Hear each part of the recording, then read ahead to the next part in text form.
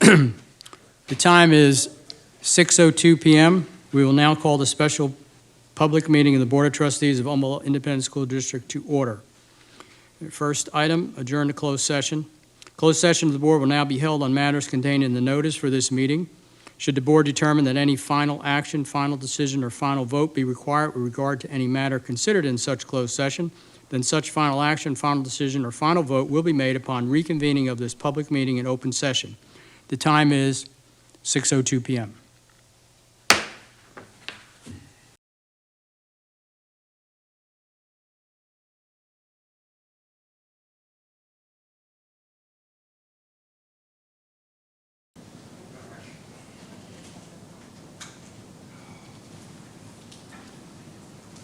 Okay, we'll now reconvene to our regular session. The time is now 8:03.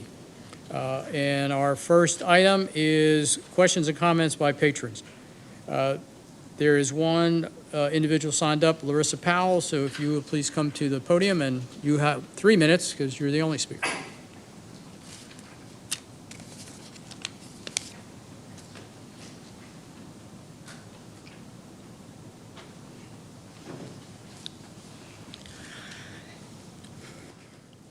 Good evening. I'm here because our district is in turmoil. Leadership is about being in charge. This is not leadership. You are not taking care of those in your charge. It's time to do what is best for our children and our staff and stop letting greed and corruption lead. We have special education teachers drugging and assaulting children and not being funded or ensured of safety. We have substitute teachers in our district putting soap in our children's mouths. We have teachers who are being harmed by their students. We have children who are being harmed by other children. We have leaders who are being investigated for sexual harassment. We have leaders who are stealing from our district. We have leaders who are being sued for open record and meeting violations. We have leaders calling special sessions during Christmas break to have outside attorneys condemned for doing their job. We have leaders trying to discredit other leaders' reputations out of spite and politics. We have leaders of this district bullying and trying to silence minority families of this district. We have leaders who blatantly violate the law and think they are above the law. We have leaders granting nepotism. We are discussing Title IX violations tonight, yet some of our leaders are married to those being investigated. We have leaders that are in direct violation of Government Code 176.003 who did not sign a conflict of interest document that is required by law. Violation of this law is a Class C misdemeanor. Our leaders want to bring in chaplains into this district filled with corruption. How are you going to hold chaplains accountable? We can't even hold our leaders accountable, and our leaders are not keeping our children's safety and putting the safety of this district first. Parents, we demand accountability. Our teachers and staff deserve accountability and respect. I want you to look at my child who is a junior in this district. And all of the other children in this district, look them in the eye and tell them that you're going to stop being greedy, you're going to stop being unethical, and you're going to start putting the children and the staff of this district first. Your actions speak louder than words, and your actions are scandalous. Okay, thank you, Ms. Powell. Next on the agenda, action items. First item is ratification of retainer. Ms. Kirchhoffer, do you have a motion?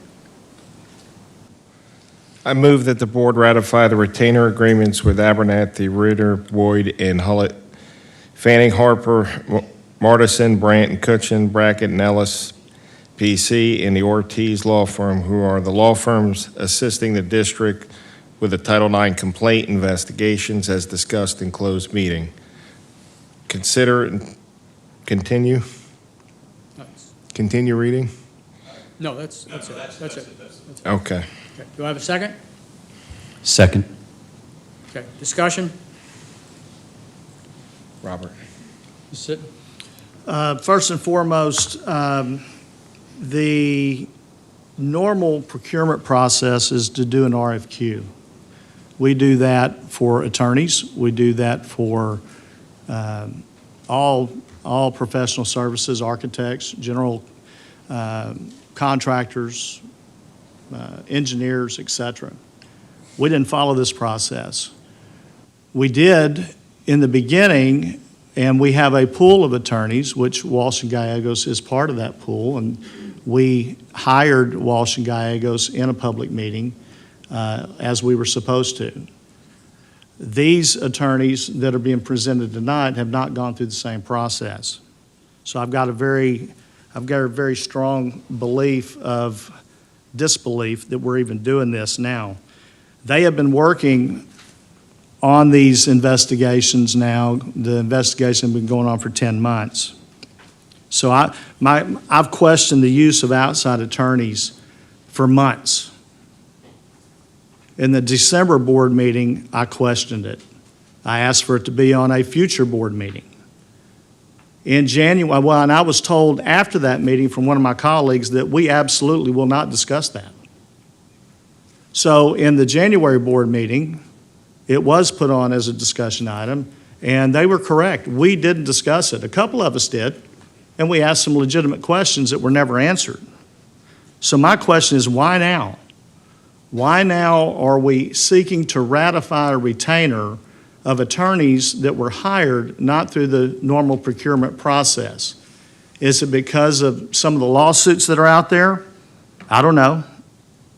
But it's kind of convenient. It's kind of convenient that we do this during a special called board meeting in February, after the February break, but before our normal board meeting when it's not live streamed, it'll be recorded, and no one's here to even hear what we're talking about. So I'm sure I'm just listening to myself talk at this point.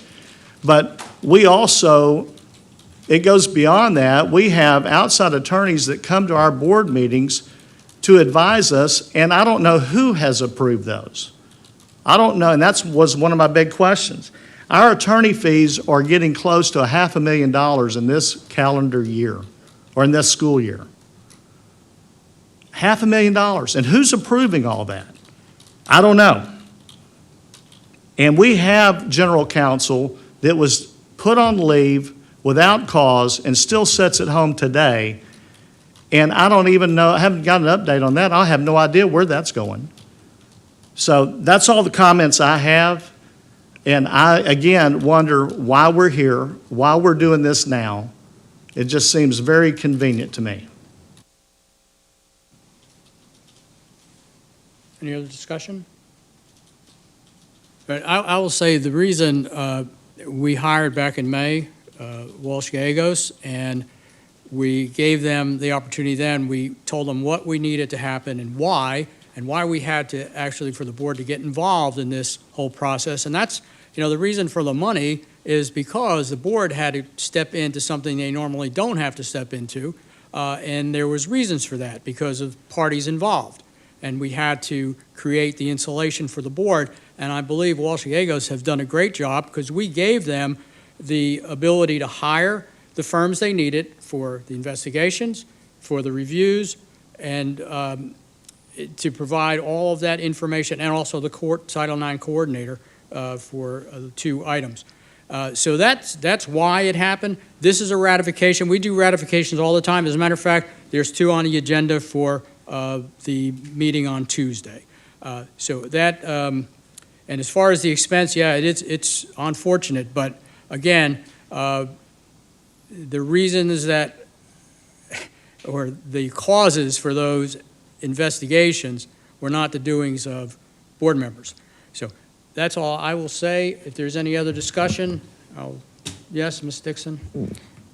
Yeah, I think what Mr. Sitton was relating to was really not about Walsh and Gallegos. I think we can all agree that we went through the proper process in order to hire them to lead the process for us.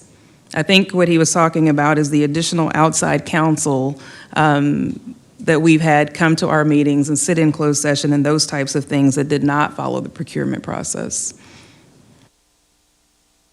But as it was explained at that last meeting, if you listen to the explanation from the attorney, because I went through that, and it's our policy allows it to happen where the chair can bring in another counsel. It's in our board policy. And if we want to change that policy, we certainly can entertain that. So that was the reason, and that was given and said, and I really have nothing more to say about it. So. I would like to say that we have not done one single solitary thing that was not advised for us to do by council. Not one. We have consulted, we have tried to act in the most fair, ethical way that this board possibly could. And I appreciate Walsh and Gallegos, and I appreciate our council. Okay, I'm going to call the vote. All those in favor? Opposed? Okay, motion passes. Okay, we have another motion. Mr. Kirchhoffer, would you please read it? Under personnel recommendations, I'm I sorry. need someone else to read it. Okay.